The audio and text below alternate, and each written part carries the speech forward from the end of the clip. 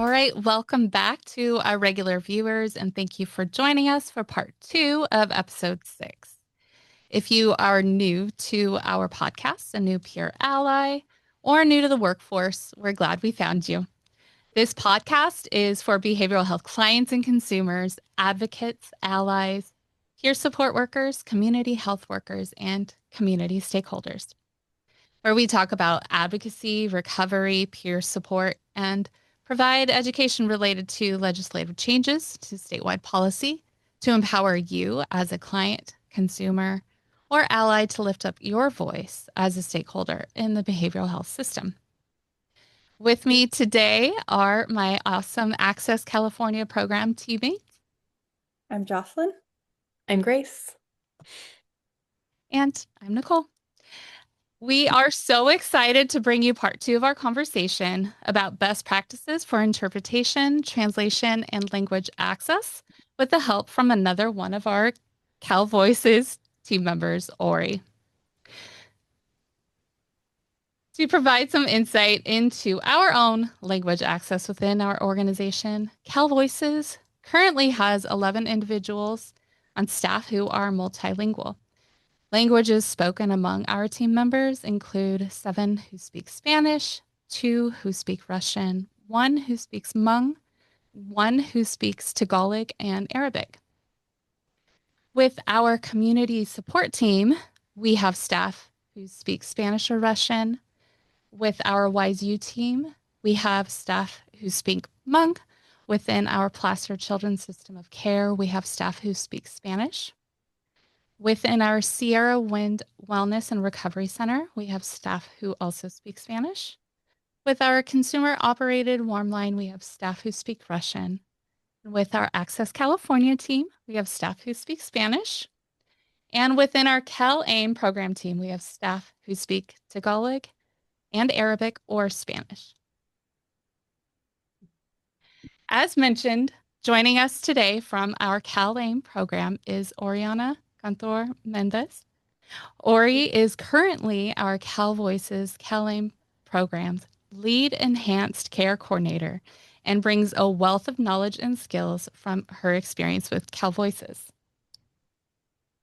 Ori, can you share a bit about yourself and your familiarity with this topic, including roles and programs you've worked for within Cal Voices and experience with translation, interpretation within these roles? Of course, thank you so much for having me. My name is Oriana Cantor Mendez. I go by Ori though.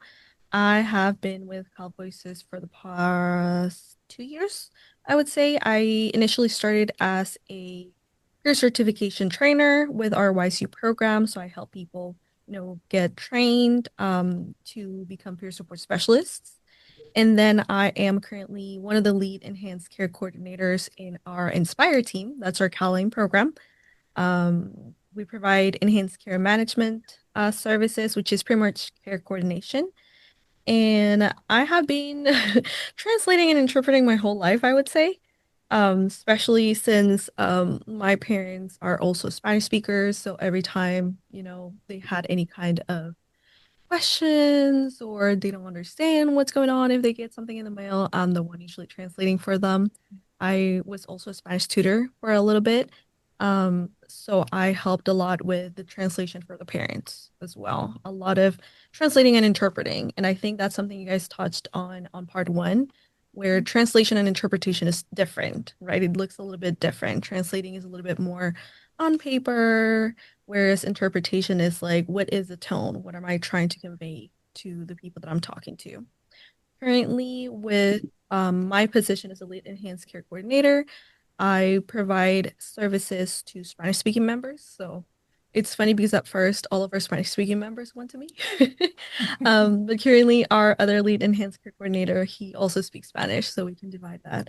And it's not just me being like, hey, are you guys interested in this? Um, so yeah, it's been pretty fun. I really, really like being able to use my language as one of my strengths, if you could say that.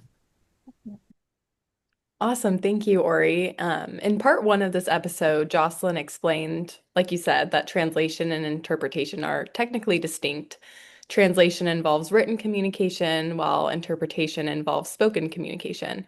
And that when working with an individual who speaks another language, you're probably doing a mixture of both. So can you tell us what are some best practices you use when translating in written communication or interpreting in spoken communication? Absolutely. So when it comes to translating, I want to make sure that the tone of whatever is being written makes sense to the reader as well as maintaining the main message, right? So a lot of the times when I translate, I leave everything that I'm supposed to translate and I just start translating on the top. So I just create a new paragraph and I'm really literally looking back and forth like, is this right? Um, because, language is so rich and different. A lot of the times there are certain words that I'm like, this might convey the message, but I'm not necessarily sure it keeps the tone. So sometimes I'm like, well, this word would be great here, but also it's very informal. Mm. So I'm Yeah. not gonna be using that, right? I try my best to make sure that I'm looking for those alternatives that are gonna express whatever it's being conveyed within the text and that the reader is going to be able to understand it because we want to make everything that we translate accessible, right? There's a reason why we're trying to get this in written form. So whenever I'm doing this, I'm like, well, it depends on obviously the audience that we're giving this to. So if we're just using this to spread to everyone in the community. We want to make sure that everything is very palatable, right? We're not gonna use very big words or start using a lot of abbreviations that we know of, but they don't necessarily know of. Mhm. If it's a little bit more professional, then obviously it's more appropriate to use those kind of things, right? I do use certain like websites and stuff like that every now and then just to remind myself what synonyms exist out there. When Yeah. you think into languages, sometimes you forget. It's like you have the feeling of the word, but you don't know how to say it in either language. So Yeah. you're like, let me look this up. So sometimes that happens. That's something that when translating mainly happens to me a lot.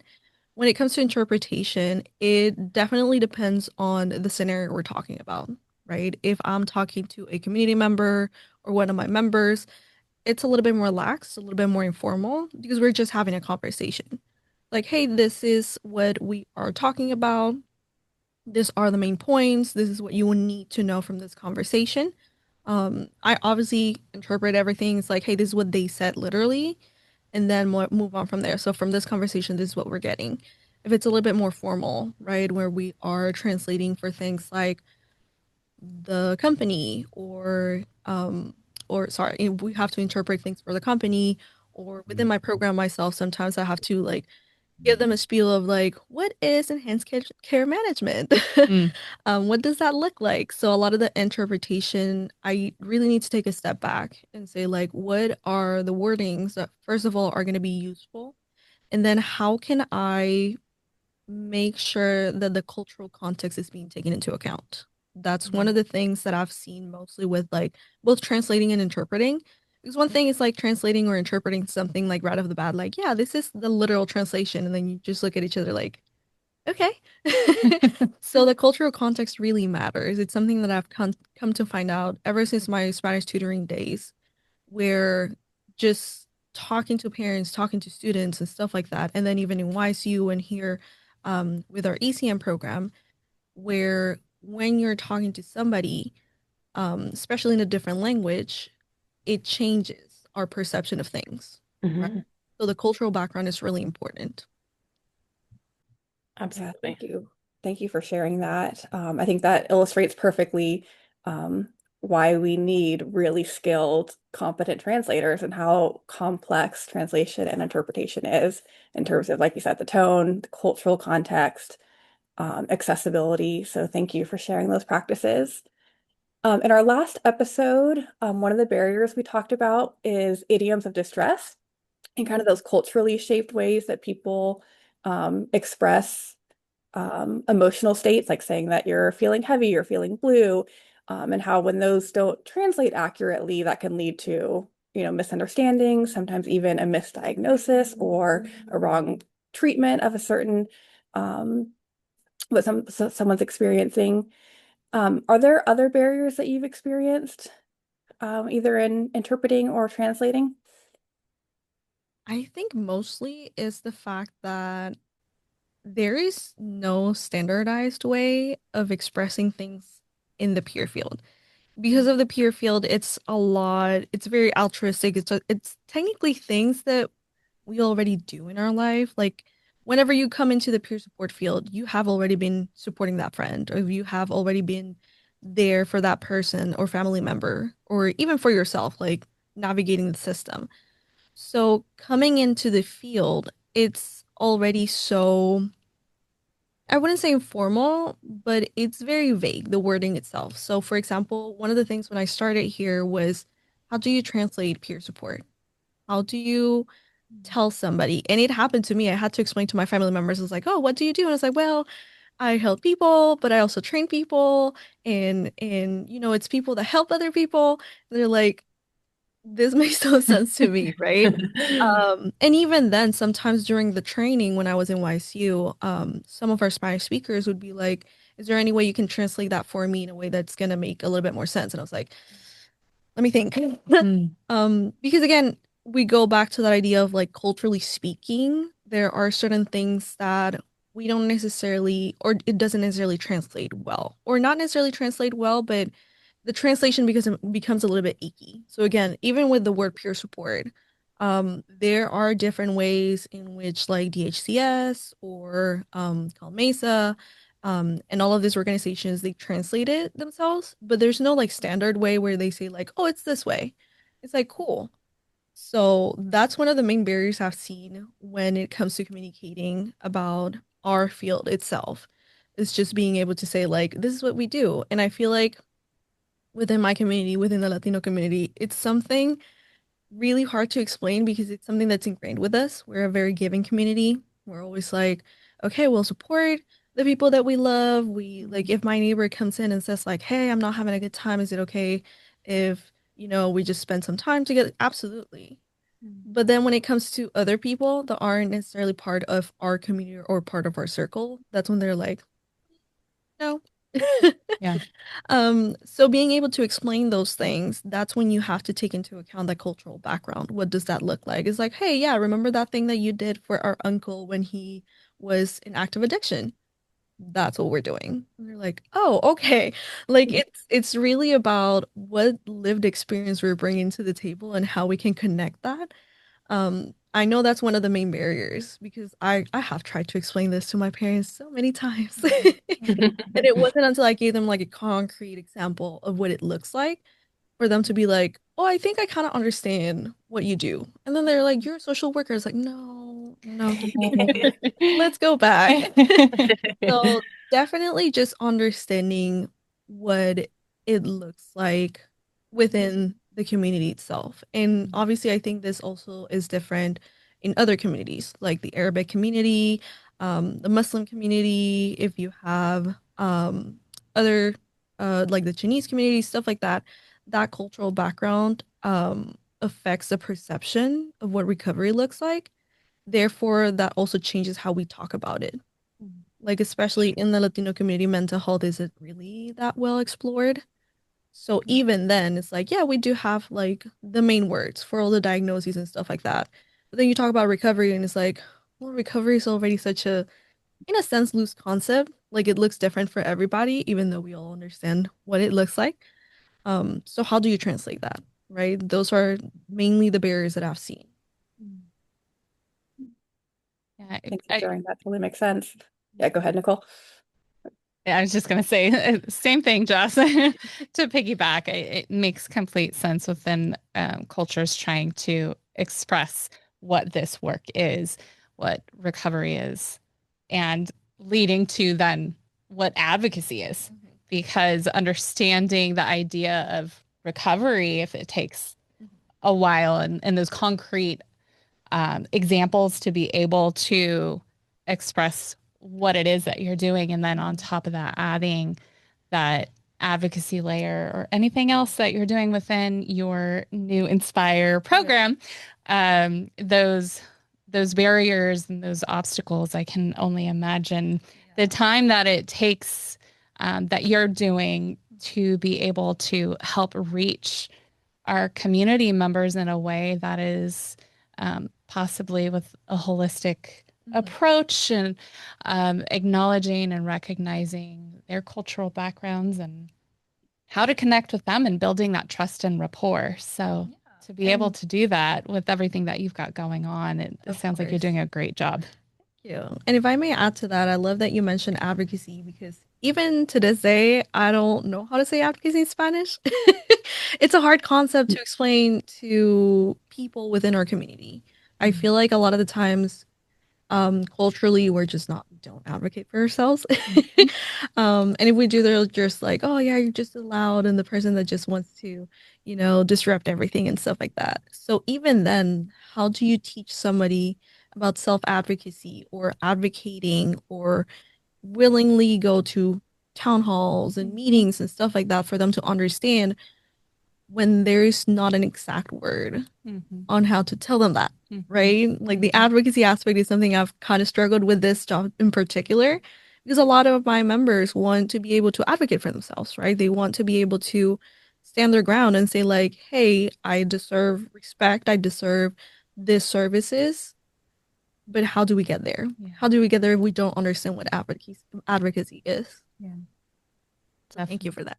Yeah, of course. And as a Latina myself and having that background, I can definitely relate with everything that you just mentioned.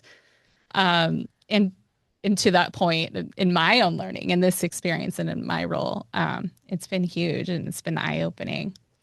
Um, and so after talking about these barriers and challenges, um, I really like to know, if there was a magic wand, what would we do? What could we change? What would you advocate for to change in policy to help increase accessibility to multilingual individuals? Right. If I had a magic wand, I would change the whole world. If possible, but in this case, I would definitely advocate and it's something I've been continuously doing ever since I started at YSU is finding a standardized way on how to translate the services that we provide. What does that look like? And then if we do get that standardized version, that it's created, reviewed, and revised by actual multilingual people. Because one of the things is like, yeah, you can put this in a translator. Sure, but then we're losing the cultural background or the cultural aspect of it. Mhm. We want to make sure that the words we're using are intentional and that they are helpful to community members. Like one thing is saying like, yeah, it's just peer support, and then the literal translation is like, okay, sure. Whereas you have something that's a little bit more intentional where they're like, oh, you're actually helping people. Like even within the name, you're like, okay, that sounds interesting rather than a literal translation. So that would be my first thing. Is like, please, please, please hire people. You're multilingual. Mhm. In that actually, have had this experience because that's Mhm. the other thing. Like having the experience of like translating, interpreting gives you a different outlook on what that translation process is going to look like, as opposed to just having somebody to say, here it is, there you go. And it's like, cool. It still doesn't feel um like part of the field. And words are powerful, Mhm. right? We Mhm. want to make sure that we're using words that are to convey that meaning. It's not just like a regular word, which like sounds funny. A lot of the times it was like, oh, words are just words. And it's like, yeah. But then you say them, and depending on how you say them, they're gonna make an impact on the other Yeah. person. So it's really, really important, in my opinion, to have those words that we can use in a standardized way, so that it's not confusing for community members more than anything. Mhm. Yeah, that cultural context is so important. I can't even count how many times Google Translate has failed me. So that's very, very important to have those people integrated in that standardized form of translation. So with that being said, what advice do you have for peers who are serving multilingual community members? Yeah, and that's a perfect question. I would say it depends. So if this is a peer that is multilingual themselves, definitely give themselves grace. Because sometimes the interpretation process, it's not only the language, right? It's also like what kind of rapport do you have with this person? what are the person's goals, right? So even if we were just translating or interpreting, we still want to make sure that whatever we're saying is useful to the person we're interpreting to. So if you are a multilingual peer, definitely give yourself grace. Again, there's no standardized way to say things yet. So just finding those words that do work for you, right? Wording that works for you. If you have explained something and you're like, this feels right, then maybe use that. Kind of like a script if you think about it. Every now and then we have to do that. Like I remember like starting to talk to my family members and then I was like, this doesn't make sense. And then once I explained it, I think it was to my aunt, and I was like, that's the one. That's the one I'm going to start using with everybody else. And then it makes it a lot easier because once you start talking about it, it feels powerful to you. Therefore, it's going to be powerful to the person receiving the message. If this is a peer that doesn't necessarily speak the same language and they're just providing services, it's really important for them to take into account that cultural background, right? Going back to that cultural and structural, competence. Understanding that not just the language, but the culture itself is going to change the perception of people. And there's nothing wrong in not knowing.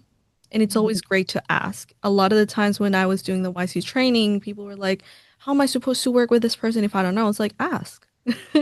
We get so in our heads as peers, as, people in this field that we kind of forget the main stuff of like, we can just ask them and say, like, how can I best serve you? Right? Because that's at the end of the day, that's what we're doing. Mhm. How can I help you? Right?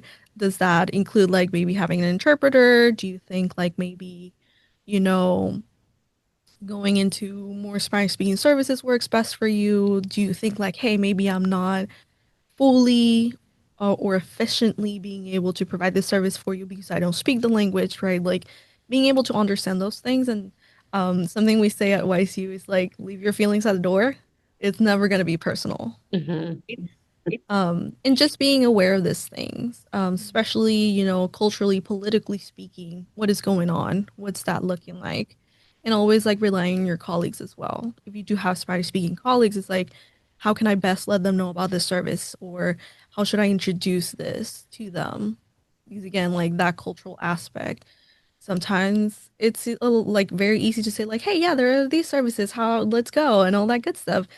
Sometimes within the community, they're like, "Oh, Beryl, my family members don't know I'm getting services, and they shouldn't know, right?"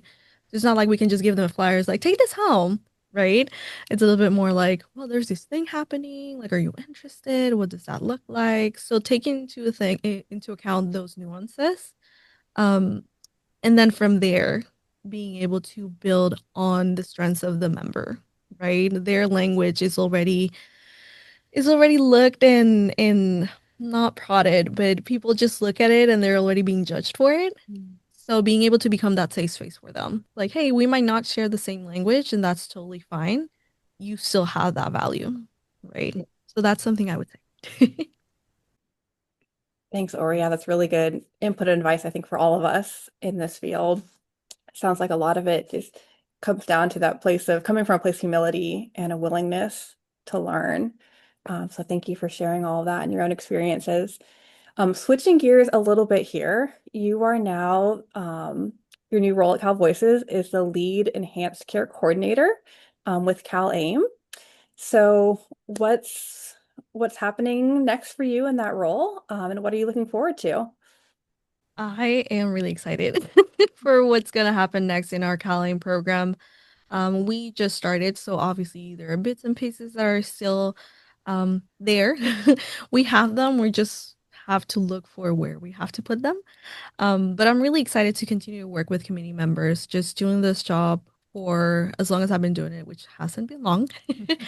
It's certainly really rewarding. Talking to the community members, being able to coordinate and connect them to the resources that are gonna make their recovery sustainable in the long run as opposed to just hand holding, which is something I struggled with a little bit. It's like, I'll provide that service to you and I'll make sure that you're doing this. And as a care coordinator, you kind of step back and you're just like, let me connect you to that. Let me find somebody that can do that for you, right? Because we want to foster that self advocacy for them.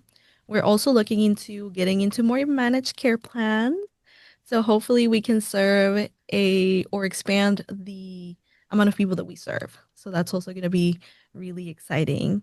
I am not necessarily excited about the workload. But I am excited to see how or what I continue to learn in this field. It's certainly a place where you're just consistently learning and just getting more knowledge from the people that you meet, be it with the community members or the staff at other like wellness centers or even people at the jails or prison system. What does that look like for them? How can I best communicate with them as well? So I think it's going to be certainly a great experience. Well, Ori, this has been such a great follow-up to part one and really learning from you and your experiences in the organization, and your personal experience, that lived expertise that you bring, and the advice that you were sharing. I was really reflecting on that humility piece as my team brought up too, and um, that idea of just being straight faced with ourselves within our own thoughts and in doing this work to be able to continue that and model that for the individuals that we are working with. Um, and so I just want to thank you for your impact, your story, everything that you do here. And thank you for joining us. We're really grateful that you agreed to be here with us Yeah, today. no, thank you so much for having me. Such an honor. Thank you so much. Of course. Joss, can you share what we've got going on next? Yeah, we have some exciting events coming up. Our big one is our annual statewide conference. That's happening here in Sacramento on January 23rd, and registration for that is open right now. So if you're interested in that, please visit our website. We'll also post details here in the description for this episode. And we know a lot of our listeners are across California. So please keep in mind that we have travel stipends available and fee waivers, and we want to make it as accessible to you as possible. So whether you've been to events in the past and want to join again, or if this is your first time coming to an event, we would love to have you in January. If you're not able to make that in person, our next virtual event, we have our policy update webinar, which will be held on February 27th. That will be virtual over Zoom. And then, of course, just to stay involved, please continue to follow and listen to this podcast, share it with others. We've also started introducing polls on social media so that you're able to give input about our podcast, ask questions that you'd like to see us answer related to the different topics each month. So follow those, share this podcast with friends and family. Um, we want you to stay up to date with any kind of new information or calls to action that we may put out to you as well. Yes. Please stay updated with those events and continue engaging with us on social media and all the things. And thank you so much, Ori, again, for joining us today. You've been awesome, and it's really great to be able to learn from you and your experiences and all of your valuable insight. And thank you all for listening. We look forward to hearing from you as we continue those online polls in 2026. See you next time. Bye. Next time. Yeah. Bye.